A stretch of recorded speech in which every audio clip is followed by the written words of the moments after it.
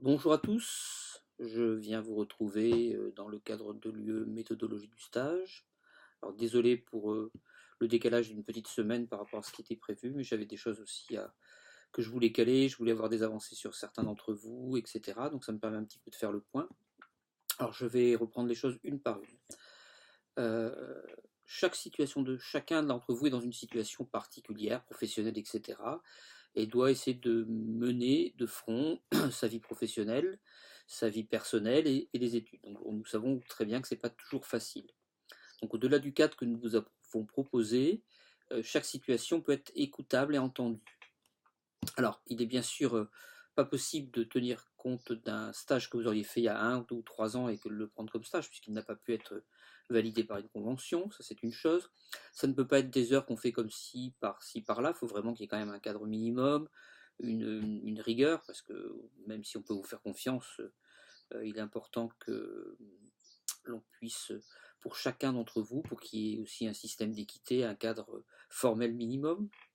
Pour ceux qui travaillent, ça, je crois que c'est des questions que vous m'avez laissées, des remarques pour ceux qui travaillent et pour lesquels le cadre de travail s'inscrit dans l'enseignement-apprentissage du FLE ou du FLS ou sur la conception, etc. Votre stage peut bien sûr se faire dans ce cadre-là. Alors, pour qu'il puisse se faire, c'est bien sûr pas refaire ce que vous faites au quotidien, c'est essayer de mettre en application un certain nombre de choses. Donc, pour ce faire, dès que vous avez votre tuteur de stage, certains se sont déjà inscrits dans le tableau, d'autres non. À ce titre, on arrête à 8 personnes par tuteur, nous sommes 3, ça fait 24 noms, vous êtes 26, les deux derniers, on verra comment on se les répartira. Donc, Monsieur Puren et Monsieur Gaillard, on a déjà les noms, puisqu'on était inscrits sur les deux. Vous contactez donc votre tuteur, vous parlez de votre situation, de votre projet, et c'est avec lui qu'il y aura validation. Comme ça, mais faites-le le plus vite possible, comme ça vous permet de vous organiser dans l'année. Le fait de signer une convention de 8 semaines, c'est pour permettre justement d'être dans les règles euh, formelles de ce qu'on appelle un stage en France qui ne nécessite pas une rémunération. Si vous travaillez par exemple dans une alliance française, bien sûr, vous pouvez l'étaler sur le temps. Il ne faut pas que ça soit quelque chose de trop en pointillé. Qu'est-ce que je peux vous dire de plus? Je rappelle aussi que il peut être d'enseignement, un des deux stages devrait être d'enseignement, il peut être de conception, il peut être de tutorat, et que le volume horaire n'est pas le même.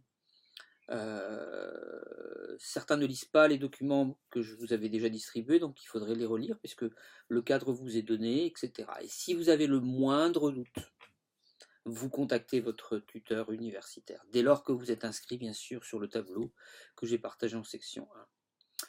Voilà, donc le stage, pour qu'il soit validé, donc vous le faites, il y a une convention. Nous, on aura un retour de rapport de stage, parce que vous aurez un tuteur de stage de terrain qui nous envoie un compte rendu. Vous faites votre rapport, vous allez définir à partir de maintenant avec votre tuteur de stage le cadre du stage, j'ai dit, et les problématiques qui pourraient être formulées pour voir si ça va, puisque c'est surtout la seconde partie du rapport qui nous importe. La première session, on l'a décalée assez tard, c'est pour fin juin. Donc je vous mets un calendrier dans la section 2 qui vous donne les dates pour le rendu. Et la deuxième session, c'est fin août. Le fait de rendre en deuxième session ne fait pas que votre master 1 soit moins valide que l'autre. Donc pensez-y. Attention, le rapport de stage est coefficienté, c'est pas un coefficient 1 comme ça l'est pour les autres disciplines. Donc il est important d'avoir une note correcte. Il n'y a pas de note éliminatoire. Seule note éliminatoire, c'est-à-dire qu'on vous refuse la soutenance du rapport parce qu'on estime que votre stage n'a pas correspondu au cadre que nous attendions. Voilà, donc ne vous inquiétez pas, avancez tranquillement. Le carnet de bord est là aussi pour vous noter un certain nombre de choses. On va vous préciser des choses dans le module 2 et vous allez aller directement dans la section 4, parce que la section 3 c'était par rapport à des modalités de fonctionnement des années précédentes, que je vais ouvrir ce 22 octobre. Avec ma petite semaine de retard, je vous prie de vouloir m'excuser, mais je voulais attendre d'avoir un certain nombre d'éléments. Voilà, je vous remercie, j'espère avoir été assez clair. Puis au-delà de ça, c'était aussi une façon de venir vous parler, de venir vous rassurer.